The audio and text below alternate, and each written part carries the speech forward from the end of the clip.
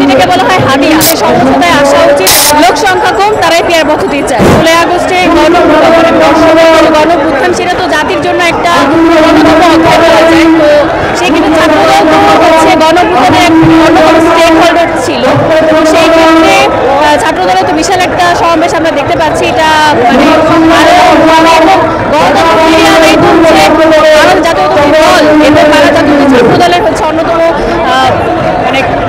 অন্যতম হচ্ছে গিয়ে তার চাওয়া বা ডিমান্ড যাকে বলে। সো এটাই আসলে আমরা চাওয়া। তো আজকে সমাবেশ সফল হোক, এটাই আমরা চাই এবং শান্তিপূর্ণ হোক। চাঁদাবাজ একটা তারা তো নিজেরাই চাঁদাবাজি করে, হাদিয়া, তাদের চাঁদাবাজিটাকে বলা হয় হাদিয়া। আমরা চাঁদাবাজি করতেছি না। আর বিভিন্ন রকমভাবে বিভিন্ন সমস্যা তৈরি হয়, সেগুলোকে সমস্যা সমাধানের জন্য অবশ্যই কেন্দ্রীয় যে সেন্ট্রাল নেতারা আছে বা সেন্ট্রাল নেই, সেটাকে সমাধানের চেষ্টা করা হচ্ছে। তো এগুলোকে এটা মিথ্যা প্রোপাগান্ডা বলা চলে। এটা তো খুবই ঘৃণ্য একটা কাজ, তাই না? যে রাজনীতিতে নতুন এসে এত বড় একজন নেতা, তার সে তো রাজনীতির ক্ষেত্রে তো অনেক সিনিয়র।